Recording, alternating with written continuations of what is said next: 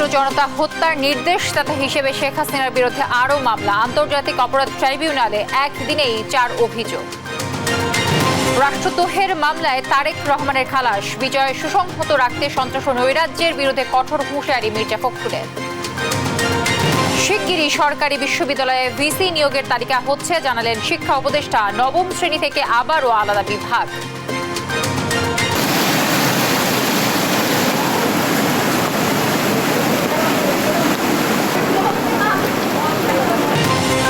উজানের ঢলে মৌলভীবাজার, কুমিল্লা, ফেনী, ভোলা সহ বিভিন্ন এলাকায় আকস্মিক বন্যা, জলাবদ্ধতায় ভোগান্তি চরমে।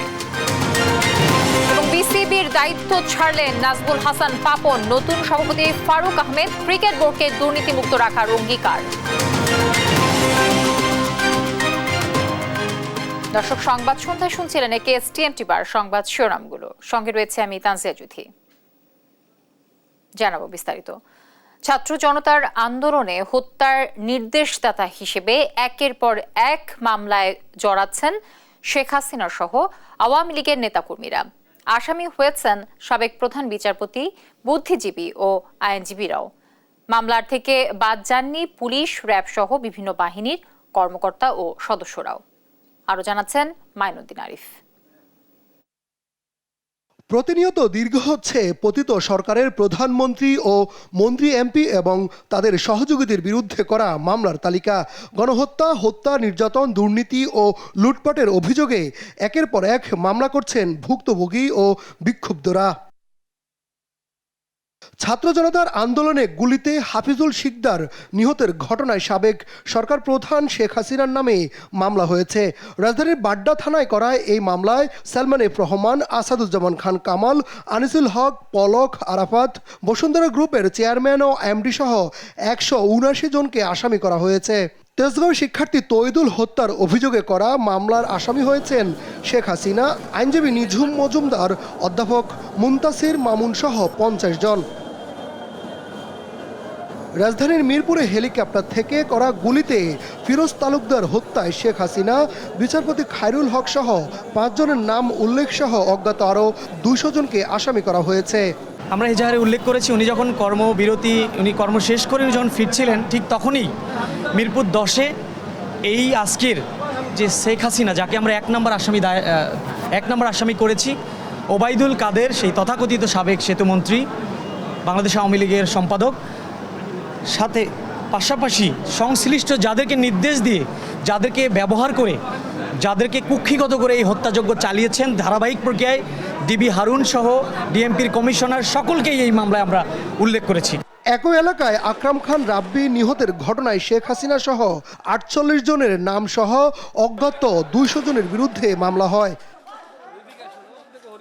রাজধানীর বনশ্রীতে ফ্রিল্যান্সার রাসেল হত্যায় শেখ হাসিনা সহ 16 জনের নাম উল্লেখ করে অজ্ঞাত 150 জনের বিরুদ্ধে মামলা করেছে ভুক্তভোগী পরিবার।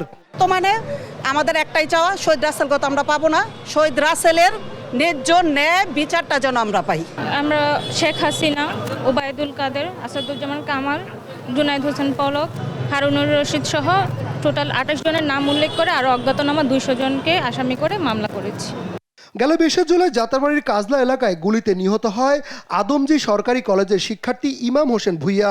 এ অভিযোগে করা মামলায় আসামি করা হয় যাত্রাবাড়ি থানার ওসি জাকির হোসেন, ওয়ারি জোনের ডিসি ইকবাল হোসেন সহ কয়েকজনকে। আদালতে করা মামলাগুলো এজাহারভুক্ত করে তদন্ত করতে সংশ্লিষ্ট থানাকে নির্দেশ দিয়েছেন আদালত। মাইনুদ্দিন আরিফ, দেশ টিভি, ঢাকা। এদিকে কোটা আন্দোলনে গণহত্যার দায়ে দেশের বিভিন্ন জেলায় একের পর এক হত্যা হচ্ছে মামলা, যেখানে আসামি করা হয় সাবেক প্রধানমন্ত্রী শেখ হাসিনা, ওবায়দুল কাদের সহ সাবেক মন্ত্রী, প্রতিমন্ত্রী, সংসদ সদস্য, আওয়ামী লীগ নেতাকর্মীদের। সেই সঙ্গে বিভিন্ন সময় গুম, খুন ও হামলার ঘটনায়ও হয় মামলা। বুধবার গাজীপুর, নারায়ণগঞ্জ ও সিলেট সহ দেশের বিভিন্ন জেলায় হয়েছে এমন 8টি মামলা। সহকর্মীদের তথ্যচিত্রে টুম্পা আফরোজের ডেস্ক রিপোর্ট। ছাত্র আন্দোলনের সময় হওয়া সব হত্যাকাণ্ডের বিচারের দাবিতে দেশের বিভিন্ন জেলায় একে একে মামলা করছে নিহতের পরিবার। এতে শেখ হাসিনা, ওবায়দুল কাদের সহ সাবেক মন্ত্রী, প্রতিমন্ত্রী, সংসদ সদস্য সহ অনেক আওয়ামী লীগের নেতাকর্মী রয়েছেন। আন্দোলনে নারায়ণগঞ্জের শিক্ষার্থী রোমান মিয়ার মৃত্যুর ঘটনায়ও এদিন শেখ হাসিনা, ওবায়দুল কাদের, গোলাম দস্তগীর গাজী সহ ৪৫ জনের নাম উল্লেখ ও ৬০ জনকে অজ্ঞাতনামা আসামি করে রূপগঞ্জ থানায় মামলা করে নিহতের মা রিনা বেগম। সেই সঙ্গে সিদ্ধিরগঞ্জে কেয়ারটেকার মনির হোসেনের মৃত্যুর ঘটনায় শামীম ওসমানকে প্রধান আসামি করে ১২৩ জনের বিরুদ্ধে মামলা দিয়েছে নিহতের ছোট ভাই সাখাওয়াত হোসেন। এদিকে জেলার সাইনবোর্ড এলাকায় মৃত্যুবরণকারী আবুল হোসেন মিজির মৃত্যুতে শেখ হাসিনা, শামীম ওসমান সহ ৮০ জনের নামে ফতুল্লা থানায় মামলা দায়ের করা হয়। ছাত্র আন্দোলনে গাজীপুরে নূর আলমের মৃত্যুতে শেখ হাসিনা, ওবায়দুল কাদের, আসাদুজ্জামান খান কামাল সহ ৬ জনকে নির্দেশদাতা ও মহানগর আওয়ামী লীগের সভাপতি অ্যাডভোকেট আজমত উল্লাহ খান ও গাসিকের সাবেক ভারপ্রাপ্ত মেয়র আসাদুর রহমানের বিরুদ্ধে বুধবার হত্যা মামলা করেন নূর আলমের বাবা আমির আলী। খুলনায় ২০২২ সালে বিএনপির কার্যালয় ভাঙচুরের অভিযোগে খালিশপুর থানায় সাবেক কেসিসি মেয়র তালুকদার আব্দুল খালেক, সাবেক শ্রম ও কর্মসংস্থান প্রতিমন্ত্রী বেগম মন্নুজান সুফিয়ান ও ৭৫ নেতাসহ অজ্ঞাতনামা ৫০ থেকে ৬০ জনকে আসামি করে বুধবার মামলা করেন বিএনপি নেতা ইলিয়াস।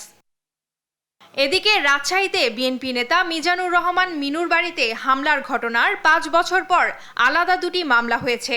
এতে আসামি করা হয় সাবেক city mayor AHM Khairuzzaman Liton সহ ৮২ আওয়ামী লীগ নেতাকে। আন্দোলনে গুলি করে হত্যার দায়ে এদিন সিলেটেও হাসিনা সহ বেশ কয়েকজনের নামে আলাদা একটি হত্যা মামলা হয়েছে। টুম্পা আফরোজ, নিউজ ডেস্ক, দেশ টিভি। গণহত্যা ও মানবতা বিরোধী অপরাধে আন্তর্জাতিক অপরাধ ট্রাইব্যুনালে সাবেক প্রধানমন্ত্রী শেখ হাসিনা সহ তার সাবেক মন্ত্রিসভার সদস্যদের নামে একদিনেই দায়ের হলো ৪ অভিযোগ। এ নিয়ে ট্রাইব্যুনালটিতে তাদের বিরুদ্ধে জমা পড়ল ৭টি অভিযোগ। এসব অভিযোগের তদন্ত দ্রুত করা হবে বলে জানায় তদন্ত কর্মকর্তারা। বিস্তারিত সাবরিনা মজুমদারের রিপোর্টে থাকছে। যে আন্তর্জাতিক অপরাধ ট্রাইব্যুনাল আওয়ামী লীগ সরকারের গঠন করা, ঠিক সেই ট্রাইব্যুনালের কাঠগড়াতেই দাঁড়াতে যাচ্ছেন আওয়ামী লীগ সভাপতি ও সাবেক প্রধানমন্ত্রী শেখ হাসিনা ও তার সাবেক মন্ত্রিসভার সদস্যরা। বুধবার আন্তর্জাতিক অপরাধ ট্রাইব্যুনালে চট্টগ্রামে বৈষম্য বিরোধী ছাত্র আন্দোলনে ফয়সাল আহমেদ নিহতের ঘটনায় শেখ হাসিনা সহ ৭৭ জনকে অভিযুক্ত করা হয়েছে। আজকে আরও একটি অভিযোগ দায়ের করেছি। এটি চট্টগ্রামে এই জুলাই গণহত্যা নিয়ে চট্টগ্রামে যে ম্যাসাকারটা হয়েছে সেই ঘটনাকে কেন্দ্র করে মামলাটি দায়ের করেছেন চট্টগ্রামের শিক্ষার্থী শহীদ ফয়সাল আহমেদ শান্তর পিতা মোহাম্মদ জাকির হোসেন। এখানে ৭৭ জনকে আসামি করা হয়েছে। তার মধ্যে প্রধান আসামি সাবেক প্রধানমন্ত্রী শেখ হাসিনা, সাবেক সেতুমন্ত্রী ওবায়দুল কাদের, সাবেক স্বরাষ্ট্রমন্ত্রী কামাল সহ চট্টগ্রামের যারা আছেন তার মধ্যে সাবেক মন্ত্রী মহিবুল ইসলাম চৌধুরী নফেল, সাবেক মন্ত্রী হাসান মাহমুদ এবং ছাত্রলীগের সভাপতি এবং সেক্রেটারি সাদ্দাম হোসেন এবং আসিফ ইনান। এখানেই শেষ নয়, একই দিনে মিরপুরে জুলাইয়ের আন্দোলনে মানবতা বিরোধী ও গণহত্যার অপরাধে আরও 2টি অভিযোগ করা হয়। একটিতে শেখ হাসিনা সহ 70 জনের বিরুদ্ধে ও আরেকটিতে শেখ হাসিনা সহ 73 জনের বিরুদ্ধে। এই 2টিতে নিহত আসিফ ইকবালের বাবা MA রাজ্জাক ও নিহত শেখ শাহরিয়ার বিন মতিনের বাবা আব্দুল মতিন পৃথকভাবে আবেদন করেন। সেই সঙ্গে ময়মনসিংহেও গণহত্যায় শেখ হাসিনা সহ 500 জনের বিরুদ্ধে ট্রাইব্যুনালে আরও একটি অভিযোগ দায়ের করা হয়। আন্দোলনরত ছাত্র জনতার উপর রাষ্ট্রীয় মদদে যে গণহত্যা এবং মানবতা বিরোধী অপরাধ সংগঠন হয়, তার প্রেক্ষিতে আজকে আমরা 2টা মামলা ফাইল করি। 2 জন 18 তারিখ এবং 19 তারিখের ঘটনায় আলাদা আলাদা 2 জন ব্যক্তি মারা যায় এবং ওই 2 জন ব্যক্তির পক্ষে তাদের বাবা আজকে আন্তর্জাতিক অপরাধ ট্রাইব্যুনালের তদন্ত সংস্থা বরাবর 2টি অভিযোগ দাখিল করেন। এবং এই 2টি অভিযোগে আমরা তৎকালীন প্রধানমন্ত্রী শেখ হাসিনা সহ 70 জন এবং অপরটিতে 73 জন আমরা আসামি করি।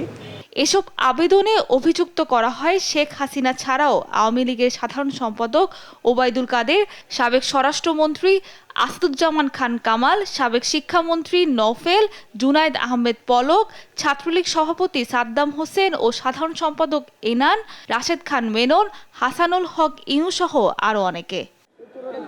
নিরস্ত্র ছাত্র জনতার ওপর নির্বিচারে গুলি ও গণহত্যার অভিযোগে এখন পর্যন্ত আন্তর্জাতিক অপরাধ ট্রাইব্যুনালে অভিযোগ দায়ের করা হয়েছে মোট 7টি। তদন্ত কার্যক্রম দ্রুত গতিতে চলছে বলে জানান তদন্ত কর্মকর্তা। সাবরিনা মজুমদার, দেশ টিভি, ঢাকা। অন্তর্বর্তী সরকারের প্রধান উপদেষ্টা হিসেবে অধ্যাপক মোহাম্মদ ইউনূসকে অভিনন্দন জানিয়েছেন ফ্রান্সের প্রেসিডেন্ট ইমানুয়েল ম্যাক্রো। বার্তায় ফ্রান্সের প্রেসিডেন্ট বলেন, বাংলাদেশের এই ক্লান্তিকালে গণতান্ত্রিক উপায়ে নির্বাচনের জন্য মাঠ প্রস্তুত করা সহ দেশের জনগণের শান্ত সহ অবস্থা নিশ্চিত করা অন্তর্বর্তী সরকারের প্রধান কাজ। এছাড়া বাংলাদেশের বর্তমান সময়কে জটিল উল্লেখ করে ফ্রান্সের পূর্ণ সমর্থনের কথা জানান ইমানুয়েল ম্যাক্রো। একই সাথে ফ্রান্সের এ বার্তায় দ্বিপাক্ষিক সম্পর্ককে শক্তিশালী করার প্রতিশ্রুতি দেন। নোয়াখালীতে রাষ্ট্রদ্রোহের এক মামলা থেকে অব্যাহতি পেলেন বিএনপির ভারপ্রাপ্ত চেয়ারম্যান তারেক রহমান। মঙ্গলবার নোয়াখালী অতিরিক্ত জেলা ও দায়রা জজ 1 নং আদালতের বিচারক নোমান মহিউদ্দিন এ রায় দেন। জেলা জজ আদালতের ভারপ্রাপ্ত পিপি দেবব্রত চক্রবর্তী বিষয়টি নিশ্চিত করেন। তিনি জানান, মঙ্গলবার আদালতে হাজির হয়ে মামলা চালাতে অপারগতা প্রকাশ করেন 4 জন সাক্ষী ও মামলার বাদী। পরে বিচারক মামলাটি খারিজ করে তারেক রহমানকে অব্যাহতি দেন। এর আগে 2015 সালে আওয়ামী লীগ নেতা অ্যাডভোকেট ওমর ফারুক বাদী হয়ে চরজব্বর থানায় তারেক রহমানকে আসামি করে রাষ্ট্রদ্রোহ মামলা করেন। পরবর্তীতে এ মামলায় তারেক রহমানের বিরুদ্ধে গ্রেফতারি পরোয়ানা জারি হয়। বিজয়কে সুসংহত করতে না পারলে নবফ্যাসিবাদ এসে হাজির হবে বলে মন্তব্য করেছেন বিএনপি মহাসচিব মির্জা ফখরুল ইসলাম আলমগীর। দেশজুড়ে সন্ত্রাস নৈরাজ্য প্রতিহত করতে দলের নেতাকর্মীদেরও কঠোর নির্দেশনাও দিয়েছেন তিনি। 1 সেপ্টেম্বর বিএনপির প্রতিষ্ঠা বার্ষিকী উপলক্ষে 5 দিনের কর্মসূচি ঘোষণা করেছে দলটি। বিস্তারিত সাইফুল রিপনের প্রতিবেদনে থাকছে। 1 সেপ্টেম্বর দলের প্রতিষ্ঠাবার্ষিকীর প্রস্তুতি নিয়ে বুধবার বিকেলে নয়াপল্টনে দলের কেন্দ্রীয় কার্যালয়ে যৌথ সভা করে বিএনপি। সভা শেষে সংবাদ সম্মেলনে দলের মহাসচিব মির্জা ফখরুল ইসলাম আলমগীর বলেন, গণতান্ত্রিক সমাজ ব্যবস্থা ও রাষ্ট্র ব্যবস্থা তৈরি ছিল জাতীয়তাবাদী দল বিএনপি প্রতিষ্ঠার লক্ষ্য। গণতান্ত্রিক সমাজ ব্যবস্থা, গণতান্ত্রিক রাষ্ট্র ব্যবস্থা প্রতিষ্ঠা করা। দলের প্রতিষ্ঠাবার্ষিকী উপলক্ষে মির্জা ফখরুল তুলে ধরেন 5 দিনের কর্মসূচি। 31 আগস্ট হচ্ছে আপনার জেলা উপজেলা পর্যায়ে আলোচনা সভা, এই তো? জি জি। আচ্ছা, 1 তারিখ হচ্ছে শহীদ রাষ্ট্রপতি জিয়া রহমানের মাজারে ফতেহা পাঠ ও শ্রদ্ধার্ঘ নিবেদন। জি। 2 সেপ্টেম্বর হচ্ছে র্যালি, এটা আপনার জেলা উপজেলা মহানগর পর্যায়ে। দেশের গণতন্ত্রকে প্রাতিষ্ঠানিক রূপ দিতে বিএনপি সবচেয়ে বড় ভূমিকা রেখেছে বলে দাবি করেন দলটির মহাসচিব। বাংলাদেশ জাতীয় দলের যে অবদান গণতন্ত্রের জন্য, গণতন্ত্র প্রতিষ্ঠার জন্য, এই কথাটা সবসময় আমি স্মরণ করিয়ে দিতে চাই। গণতন্ত্রকে প্রাতিষ্ঠানিক রূপ দিতে, একটা প্রতিষ্ঠান হিসেবে পরিণত করতে কিন্তু এই বিএনপি সবচেয়ে বড় ভূমিকা পালন করেছে বরাবর। ছাত্র জনতার আন্দোলনে স্বৈরাচারী সরকার পালিয়ে গেল, সবাইকে সজাগ থাকার আহ্বান জানান তিনি। বলেন, কোনো ধরনের সন্ত্রাস নৈরাজ্য সহ্য করবে না বিএনপি। সর্বক্ষেত্রে যে আইন শৃঙ্খলা যারা ভঙ্গ করবে তাদেরকে প্রতিহত করতে হবে এবং তাদেরকে আমাদের এখন যে আইন শৃঙ্খলা রক্ষাকারী বাহিনী আছে তাদের হাতে তুলে দিতে হবে। এ ব্যাপারে আমাদের খুব স্পষ্ট সিদ্ধান্ত হয়েছে যে আমরা কোনো রকম কোনো বিশৃঙ্খলা সন্ত্রাসকে আমরা সহ্য করব না। গণতন্ত্রের জন্য দলের অবদান সবাইকে স্মরণ করে দেওয়ার তাগিদ দেন বিএনপি মহাসচিব। 198 জন আমাদের বিএনপি ছাত্র দল, আমাদের স্বেচ্ছাসেবক দল, যুব দলের প্রাণ দিয়েছে। নিয়াজ মোর্শেদ, দেশ টিভি, ঢাকা। অনভিপ্রেত ঘটনার প্রেক্ষিতে স্থগিত থাকা এইচএসসি ও সমমানের পরীক্ষা বাতিলের সিদ্ধান্ত নিতে হয়েছে বলে জানিয়েছেন শিক্ষা উপদেষ্টা ওয়াহিদ উদ্দিন মাহমুদ। খুব দ্রুত সময়ের মধ্যে পাবলিক বিশ্ববিদ্যালয়ে ভিসি নিয়োগের তালিকা হচ্ছে বলেও জানান তিনি। বিকেলে এক সংবাদ সম্মেলনে এসব কথা জানান শিক্ষা উপদেষ্টা। 9ম শ্রেণী থেকে আবারও আলাদা বিভাগ থাকার সিদ্ধান্ত জানান তিনি। তৌফিক মাহমুদ মুন্না জানাচ্ছেন এর বিস্তারিত। এইচএসসি অবশিষ্ট পরীক্ষাগুলো বাতিলের দাবিতে মঙ্গলবার সচিবালয়ে বিক্ষোভ করে শিক্ষার্থীরা। সাবজেক্ট ম্যাপিং এর মাধ্যমে ফলাফলের দাবি জানায় তারা। পরে শিক্ষা সচিবের দপ্তরের সামনে বিক্ষোভ করেন এইচএসসি পরীক্ষার্থীরা। বিকেলে পরীক্ষা বাতিল ঘোষণা করে ঢাকা বোর্ড চেয়ারম্যান। উদ্ভূত পরিস্থিতি নিয়ে বুধবার সংবাদ সম্মেলনে আসেন শিক্ষা উপদেষ্টা ওয়াহিদুদ্দিন মাহমুদ। পরীক্ষা বাতিলের সিদ্ধান্ত অনভিপ্রেত উল্লেখ করে এইচএসসি ফলাফল নির্ধারণ পদ্ধতি আন্তঃবোর্ডই ঠিক করবে বলে জানান তিনি। গতকাল একটা অনভিপ্রেত পরিস্থিতি আমি বলবো, তার মধ্যে আমাদের এ ব্যাপারে দায়িত্বপ্রাপ্ত যে কর্মকর্তা, সেটা হলেন ঢাকা শিক্ষা বোর্ডের চেয়ারম্যান মহোদয়, তিনি সব বোর্ডেরই সমন্বয় করেন, তারই এটা বলার কথা। তিনি এই বাকি পরীক্ষাগুলো বাতিল করার সিদ্ধান্ত দিয়েছেন। আমি নিজে মনে করি যে এই বিষয়ে আরও অনেক চিন্তাভাবনার অবকাশ ছিল এবং সেটা হলে অনেক ভালো হতো। বই ছাপাতে এবার কোনো ধরনের দুর্নীতি হবে না সাফ জানান শিক্ষা উপদেষ্টা। এটা টেন্ডার হয়নি, আগেরগুলো হয়েছে, বন্ধ করে দিয়েছি সব, যেখানে যা আছে সব বন্ধ, যতদূর পারি চেষ্টা করব। ব্রিফিংয়ে বর্তমানে 45টি পাবলিক বিশ্ববিদ্যালয়ের অভিভাবক নিয়ে জানিয়ে গ্রহণযোগ্য ব্যক্তিদের ভিসি নিয়োগের প্রক্রিয়া শুরু কথা জানান উপদেষ্টা। এ সময় শিক্ষা উপদেষ্টা শিক্ষা প্রতিষ্ঠানে কাউকে জোর করে সরিয়ে দেওয়া যাবে না বলেও উল্লেখ করেন। অনিয়ম হলে ব্যবস্থা নেওয়ার আশ্বাস দেন তিনি। বিভিন্ন বিশ্ববিদ্যালয়ে যেসব শিক্ষককে বিশ্বাসযোগ্য মনে করি তাদের কাছ থেকে যতদূর পারি তথ্য সংগ্রহ করে দেখছি কে শিক্ষাগত যোগ্যতার দিক থেকে, প্রশাসনিক দিক থেকে, ব্যক্তিত্বের দিক থেকে এবং সকলের কাছে, কিন্তু বিশেষ করে ছাত্রদের কাছে গ্রহণযোগ্য, এরকম শিক্ষকদের যতদূর পারি তালিকা তৈরি করে করে যাচ্ছি। তৌফিক মাহমুদ মুন্না, দেশ টিভি, ঢাকা। দর্শক, আমরা সারা দেশের বন্যা পরিস্থিতির খবর জেনে আসব। ভারী বৃষ্টি ও উজানের ঢলে দেশের বেশ কয়েকটি জেলায় আকস্মিক বন্যা, বাড়িঘরে হাঁটু পানি, ভোগান্তি চরমে। উজানের ঢলে ফেনীর মহুরী, কহুয়া ও সিলোনিয়া নদীর বন্যা নিয়ন্ত্রণ বাঁধের 17টি স্থানে ভাঙন দেখা দেয়। এতে হু হু করে পানি ঢুকছে লোকালয়ে। মির্জানগর, বক্স মাহমুদ, আনন্দপুর, মহামায়া, পাঠাননগর সহ 12 ইউনিয়নের প্রায় 150টি গ্রাম প্লাবিত। পানিবন্দী অন্তত 40,000 মানুষ। ভেসে গেছে পুকুরের মাছ, আবাদি জমির ফসল, পানিতে নিমজ্জিত উঠান, ঘরবাড়ি। হঠাৎ চরম দুর্ভোগে পড়েছেন স্থানীয়রা। সবগুলো গেছে, মনে করেন ঘর দুয়ার, বাড়ি ঘর দুয়ার, রাস্তাঘাট, ফসলি জমিন, পুকুরের মাছ, গরু গোতান, বন্যার কারণে আর চলিয়া সব পানির তলে চলে গেছে। টানা বর্ষণে খাগড়াছড়িতে ফের নিম্নাঞ্চল প্লাবিত। পানিতে নিমজ্জিত জেলা সদর, পানছড়ি ও দীঘিনালার বিস্তীর্ণ এলাকা। একমাত্র সড়ক সংযোগ সেতু ভেঙে মহালছড়ি উপজেলার সাথে মুবাছড়ি ইউনিয়নের সড়ক যোগাযোগ বিচ্ছিন্ন হয়ে পড়ে। যানবাহনের পরিবর্তে রাস্তায় চলছে নৌকা। গবাদি পশু নিয়ে আশ্রয় নিয়েছেন রাস্তার পাশে উঁচু এলাকায়। খাগড়াছড়ি পৌর এলাকায় খোলা হয়েছে 18টি আশ্রয় কেন্দ্র। পরিস্থিতি খুব ভয়াবহ। আর আমরা সকাল দিকে পানি বাইতে আছে, এখনো বাড়িবার সম্ভাবনা বেশি। পাহাড়ি ঢলে প্রচুর পানি হয়েছে, এখন আমাদের বাসায় গলা পরিমাণ পানি, বাসায় অনেক জিনিস নষ্ট হয়ে গেছে। সাগরে লঘুচাপের প্রভাব ও অতিবৃষ্টির ঢলে মৌলভীবাজারে পানি বেড়েছে। দুপুর নাগাদ মনু নদীর পানি রেলওয়ে ব্রিজ পয়েন্টের বিপদসীমার 95 সেন্টিমিটার, চাঁদনীঘাট পয়েন্টে 65 সেন্টিমিটার ও ধলাই নদীর রেলওয়ে ব্রিজ পয়েন্টে 46 সেন্টিমিটার উপর দিয়ে প্রবাহিত হয়। ক্রমশমান পানি সড়কে, চরম ভোগান্তিতে বানভাসীরা।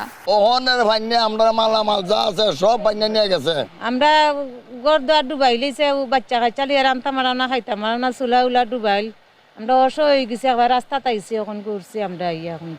উজানের ঢলে ভোলার মেঘনার পানি বিপদসীমার উপর দিয়ে প্রবাহিত হচ্ছে। এতে প্লাবিত হয়েছে নিম্নাঞ্চলের অন্তত 15টি গ্রাম। পানিবন্দী হয়ে পড়েন কয়েক হাজার মানুষ। চুলা জ্বালাতে না পারায় অনাহারে অর্ধাহারে দিন কাটছে অনেকের।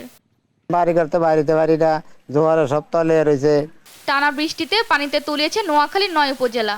পানি উঠেছে বাড়িঘরেও। এতে পানিবন্দী হয়েছেন কয়েক লাখ মানুষ। চরম দুর্ভোগে পড়েছেন দুর্গতরা। খুবই অসুবিধা হইতেছে, দোকানপাট খোলা যাচ্ছে না, শিক্ষা প্রতিষ্ঠানগুলি বন্ধ। বৃষ্টি থাকলে বন্যা পরিস্থিতির আরও অবনতির শঙ্কা বন্যা সতর্কীকরণ কেন্দ্রের। সালমা জাহান, নিউজ ডেস্ক, দেশ টিভি।